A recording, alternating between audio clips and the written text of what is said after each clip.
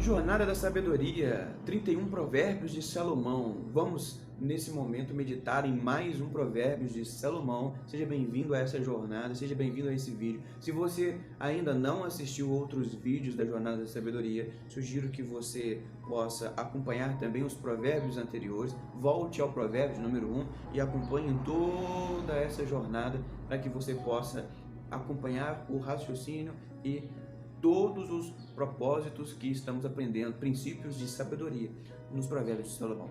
Abra sua Bíblia, pegue sua Bíblia em mãos e abra no Provérbios de número 24. Hoje estaremos estudando Provérbios de número 24. E o Provérbios de número 24 vem nos orientando para a ação e atitude comportamental e fala sobre a inveja. Tome muito cuidado com a inveja. A inveja vem orientando nos últimos provérbios, nos chamando a atenção, nos corrigindo sobre tomar cuidado com a atitude de inveja. E mais uma vez aqui Salomão vem falando sobre isso. Vamos à leitura. O primeiro verso aqui do Provérbios 24, ele traz na minha Bíblia o título: A fé em Deus inspira e fortalece. A fé em Deus inspira e fortalece. Aqui está dizendo assim, versículo 1, o verso 1, acompanhe comigo. Não tenhas inveja dos ímpios, tampouco queiras caminhar na companhia deles, pois o coração dos perversos intenta violência o tempo todo. O coração dos perversos intenta violência o tempo todo, e seus lábios só murmuram malignidade. Então, aqui remete-se à ideia de que o invejoso ou o ímpio, a inveja dos ímpios. Quem é ímpio? Aquele que sabe o que deve ser feito, mas faz errado, faz ao contrário do que é correto. O ímpio, ele automaticamente, ele deixou de temer a Deus na sua integridade, na sua plenitude. Ele não teme a Deus como deveria e acaba agindo com falta de sabedoria. Ele não inclina o seu coração para ouvir o conselho dos sábios. Ele não inclina o seu coração para fazer o que tem que ser feito, para obedecer à palavra, obedecer às orientações do sábio, de um mentor, de um orientador. Ele acha que está fazendo a coisa certa, mas na verdade está fazendo tudo errado. Então o ímpio, ele sabe o que tem que ser feito. Esse é que é o problema. Ele faz errado, mas ele sabe como fazer certo. Ele foi ensinado a fazer certo. Então essa pessoa, ele acaba desenvolvendo ações de soberba no seu coração, de arrogância no seu coração, às vezes deixando isso para o seu coração possa estar aberto, suas emoções, sua mente estar aberta a sentimentos como de inveja. E aqui fala, olha, a inveja dos ímpios. Não tenha inveja dos ímpios. Muitas vezes você pode ver os ímpios com as suas atitudes e invejá-lo. Não inveje o ímpio. E tampouco queira caminhar no caminho que ele caminha, na companhia dele. O ímpio vai te levar a fazer coisas erradas. O ímpio vai te levar a praticar ações ao contrárias do que deveria ser praticadas. Então tome muito cuidado. E o coração do perverso. Então o ímpio, ele acaba se pervertendo. O coração do perverso, ele intenta violência o tempo todo. E os seus lábios murmuram malignidade. Olha, com sabedoria se constrói uma casa. Com inteligência, ela se consolida. Mediante discernimento, seus cômodos são mobiliados com todo tipo de bens preciosos e agradáveis. Um sábio é poderoso e quem possui entendimento potencializa sua força. Quem parte para a guerra necessita de orientação estratégica, pois com muito conselho ou muitos conselhos se conquista a vitória. Isso aqui é forte demais. São vários ensinamentos aqui nesses próximos versículos que lemos. Com sabedoria se constrói uma casa. Com sabedoria se constrói uma casa. Com inteligência ela se consolida. Então, para que eu possa construir uma casa, eu tenho que ter planejamento. Eu tenho que ter noção do que eu vou fazer. Então eu preciso de sabedoria, eu preciso de inteligência. Se eu não tiver conhecimento para construir uma casa, eu não vou conseguir consolidar, eu não vou conseguir estruturar, eu não vou conseguir levantar as paredes, eu não vou conseguir fazer a fundação, o alicerce, e depois de levantar as paredes, eu cobrir o telhado, fazer o revestimento, o acabamento final. Então, não vou conseguir fazer isso se eu não tiver inteligência. Mas se eu não tiver sabedoria para administrar todo o processo necessário da construção, para planejar a construção da casa, então eu preciso de sabedoria, mas eu também preciso de inteligência. Eu preciso de inteligência, mas eu também preciso de sabedoria. Pode ser que eu termine a casa sem sabedoria? Pode, mas eu vou falhar várias vezes durante o processo por falta de sabedoria. Mas sendo sábio, eu vou conseguir fazer com que esse processo possa ser feito com mais retidão. E um homem sábio é poderoso. Olha para você ver, um homem sábio é poderoso, e quem possui entendimento potencializa. Então, eu preciso ser sábio, e o sábio, ele tem entendimento. Mas olha, o sábio, ele é poderoso. E quem tem entendimento potencializa a sua força. Então ensina Salomão para nós como potencializarmos a força da nossa sabedoria, ou a nossa força. Quem parte para a guerra precisa de orientação estratégica, mas com sabedoria, com sábios conselhos, você conquista a vitória. A sabedoria é virtude elevada demais para os perversos. É virtude demais para os perversos. Por isso, ele fica sem palavras nas reuniões, nas assembleias. Geralmente, os perversos, por desprezarem a sabedoria, por não buscar a sabedoria, eles ficam sem palavras. Eles não sabem o que falar em uma reunião. Quem urde o mal o tempo todo será conhecido como mexeriqueiro. E a intriga do perverso é pecado. Preste atenção. A intriga do perverso, a intriga do perverso é pecado. E o escarnecedor é detestado por todas as pessoas. A pessoa que zomba, que escarnece, que tira sarro dos outros, a pessoa que fica caçoando, zoando as outras pessoas, elas são detestadas, né? As pessoas detestam os escarnecedores, os zombadores. E se te mostras vagaroso para ajudar teu próximo, pouca força terá no dia da angústia. Então, ou seja, acelere a sua atitude de ajudar o próximo, de fazer algo para a ajuda do próximo. Liberta os que estão sendo conduzidos à morte. Salva os que são arrastados ao suplício. Então, mais uma vez, nos orientando, com sabedoria, você poder doar-se, ajudar o teu próximo. Porquanto, ainda que alegues, eis que não sabíamos o que ocorreria. Ou seja, a pessoa, ela não sabia, precisava de orientação e acabou fazendo uma coisa errada.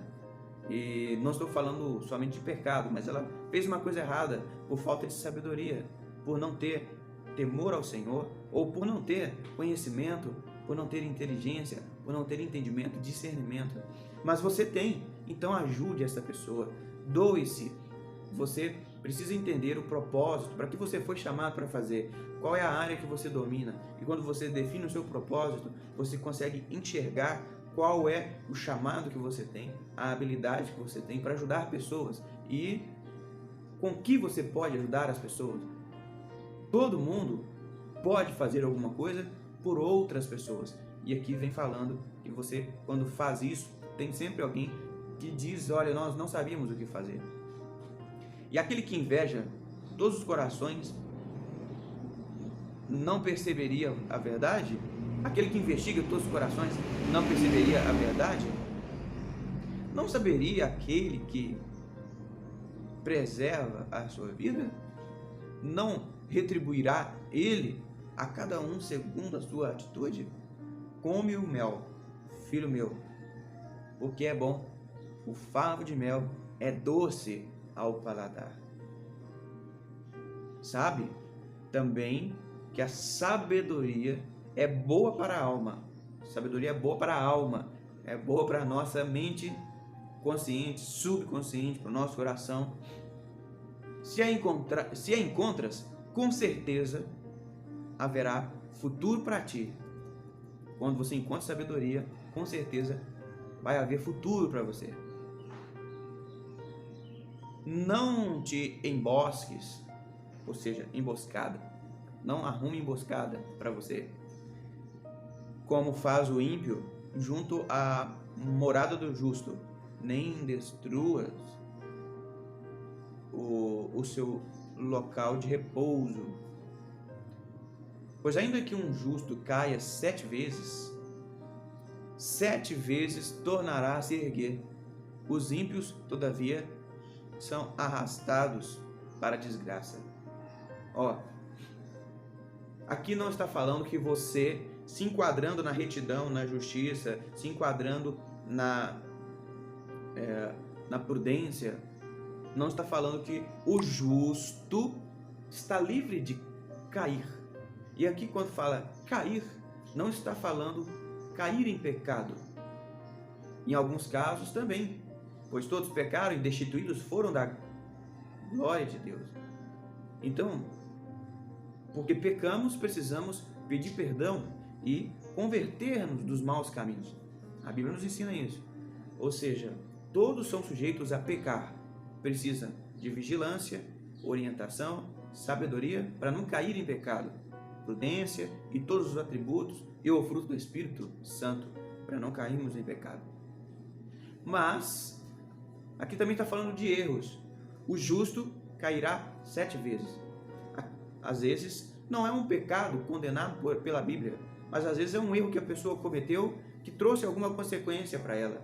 Alguma decisão mal tomada, alguma escolha errada, algum mau negócio fechado.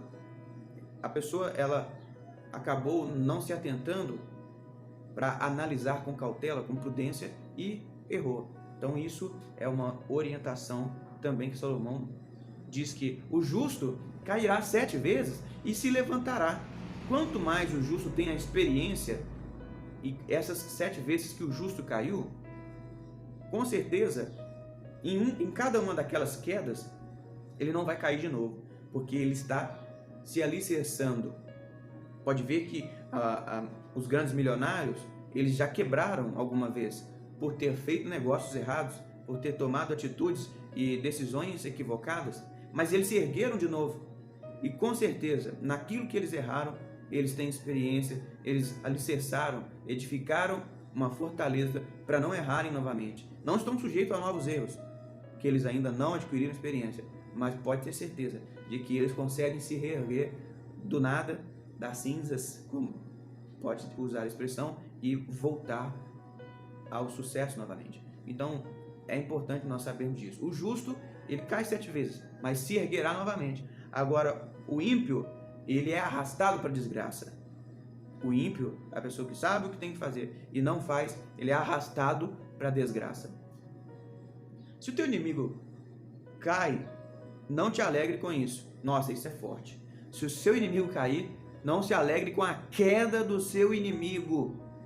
Não se alegre com a queda do seu inimigo. A Bíblia vem trazendo fortes princípios de sabedoria, de comportamento, de interrelacionamento.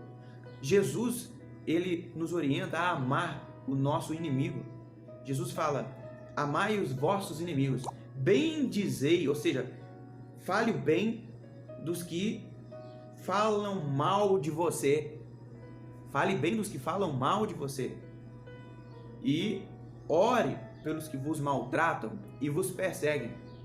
Então Jesus, ele nos orienta de uma forma tremenda. Isso é ruim. Aparentemente parece que é difícil demais. O primeiro sentimento que a pessoa tem parece que não desce na garganta. A Bíblia vai dizer que privilégio tem em fazer o bem para quem te faz o bem. Então, a recompensa você vai ter quando fazer ou quando pagar o mal com o bem. Quando fazer o bem a quem não merece. Quando fazer o bem a quem fez mal para você. Quando você faz assim, então você adquire recompensa. Fazer o bem ao seu melhor amigo, às pessoas que te fazem bem, você não tem recompensa nenhuma. Mas quando você faz o que Salomão aqui também está orientando, olha, se o teu inimigo caia, não se alegre com a queda dele. E não exulte o teu coração se ele tropeça. Para que Javé, o Senhor, não veja isso, fique aborrecido contigo e retire de sobre ele o seu castigo. Então, isso aqui você precisa entender. Às vezes, olha para você ver, olha o tanto que é importante nós entendermos isso aqui. Aqui está falando que quando você se alegrou o seu coração por ter castigado o seu inimigo, castigado a pessoa que te fez mal, você talvez não encontre ela como inimigo, mas ela, por suas atitudes, acabou sendo seu inimigo, tendo você como inimigo. E essa pessoa, quando cai, quando tropeça, e você se alegra por vê-la tropeçar, se alegra por vê-la cair, você alegra o coração dizendo, bem feito, tomara que quebra a cara mesmo, e ela fez aquilo comigo e me magoou, bem feito, Deus está cobrando. Principalmente no meio dos crentes, tem algumas atitudes, um negócio de falar assim, tá pagando, mexeu com o homem de Deus, mexeu com a mulher de Deus, eu orei, eu fui para o monte e agora está quebrando a cara, tocou no ungido. Não é isso que a Bíblia ensina. A Bíblia ensina que nós não devemos nos alegrarmos da queda dos inimigos, não devemos nos alegrar da queda ou dos tropeções dos inimigos. E olha o que Salomão falou. Se você começar a se alegrar da queda, dos tropeções dos inimigos, Deus vai se aborrecer e vai tirar o castigo dele.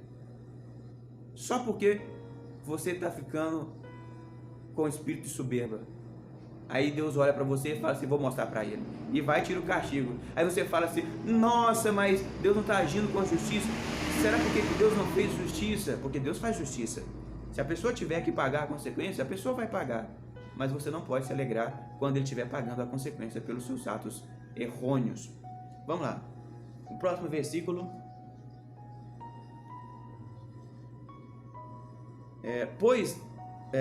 Não te aflijas por causa dos maus. Versículo 19. Não te aflijas por causa dos maus, tampouco tenha inveja dos ímpios, pois não existe futuro para o perverso. A lâmpada dos ímpios está simplesmente se extinguindo, se apagando. Teme a Javé, o Senhor, teme o Senhor, filho meu, e ao rei. Ou seja, teme ao Senhor e teme a autoridade, seja ela qual for. Aqui está falando autoridade governamental de uma nação, que no nosso caso são os governadores federal, estadual, mas aqui eu chamo a atenção o seu líder, o seu pastor, o seu patrão, diretor, presidente da sua empresa, o seu gerente. Então, teme ao Senhor e teme a sua autoridade. Não te associe aos revoltosos, pois terão repentina destruição. E quem pode calcular a ruína que o Senhor e o rei podem provocar? E outros provérbios de sabedoria. Aqui segue outra seleção de ditos dos sábios. Agir com parcialidade nos julgamentos não é nada prudente. Você precisa aprender a ser imparcial quando for julgar uma causa, um assunto. não pode ser parcial, escolhendo apenas um dos lados. Seja imparcial, analise os dois lados, dê atenção para as duas situações numa causa, para você poder tomar a sua melhor conclusão, ser justo na escolha. Quem declara ao inimigo, tu és justo, será amaldiçoado pelos povos e sofrerá a indignação das nações. Então, quem declarar ao ímpio, você é justo, ou seja, o ímpio é aquela pessoa que faz diferente do que aprendeu, faz errado quando aprendeu o que é certo fazer. Se você falar que ele é justo, ele não é justo, o ímpio não é justo, o ímpio está fazendo tudo errado. Então aqui fala que você será amaldiçoado pelos povos, ou seja, quando você começa a elogiar o ímpio ao público, as pessoas vão te odiar, vão trazer indignações. Será amaldiçoado pelos povos e sofrerá a indignação das nações. E principalmente aqui, essa reflexão, Salomão sendo rei, ele traz principalmente para a liderança, seja ela uma liderança política do país, da nação, do estado, da cidade, seja ela uma liderança de uma empresa, ou até mesmo na igreja, ministerial, ou qualquer outra ação que você tem. Qualquer influência entre povos, entre pessoas que você tem. Entretanto, para os que punem o culpado, haverá paz e conforto, e sobre eles virão muitas outras bênçãos. A resposta franca é prova de sincera e fraternal amizade. Forma primeiro a tua lavoura e levanta a tua casa, então estará à vontade para construir a tua família. Isso aqui é forte orientação, principalmente para os jovens que estão pensando em casar. Primeiro, você precisa se preocupar com o seu trabalho. Ou seja, quando você, da sua juventude, está pensando em casar, primeiro, procure sua formação. Forme primeiro a sua lavoura. Procure primeiro o seu sustento, com o que você vai se sustentar. O que você vai construir ou trabalhar para construir o seu futuro. Então forme primeiro sua lavoura, o que vai te dar sustento. E levante a tua casa. Você precisa de casa, precisa de lavoura. No sentido da palavra, ou no sentido original, você precisa de trabalho, de lavoura e precisa de casa. Só depois você vai ficar à vontade para construir uma família, para se casar, para ter uma esposa, a esposa ter um marido e agora terem filhos. Isso é muito forte. A gente vê muitas pessoas passando o carro na frente dos bois, ou se casando desestruturado, não tendo uma profissão, não tendo com o que se trabalhar, e não tendo casa, não tendo onde morar, não sabendo o que fazer, e depois acaba trazendo para ele muitas consequências financeiras terríveis, ao ponto talvez de até de um futuro bem próximo destruir, separar o casamento. Não testemunhes sem motivo contra o teu próximo, tampouco fale mal dele. Não fale mal do teu próximo. Jamais diga, segundo me fez, assim lhe retribuirei. Devorarei a cada um conforme o mal que lançou contra mim. Ou seja, não haja com vingança. Isso não é sábio, agir com vingança. Passei junto ao caminho do preguiçoso, pela vinha de um homem sem juízo, sua superfície coberta de espinhos e seus muros de pedras em ruína. Ao observar tudo isso, comecei a refletir, vi e tirei uma lição. Dormir um pouco, cochilar um pouco cruzar os braços e deitar-se, e a pobreza te sobrevirá como um assaltante, a tua mendigação como um ladrão armado. Ó, Salomão está falando assim, ó, eu saí caminhando e vi a plantação de um preguiçoso. E ela estava mal cuidada.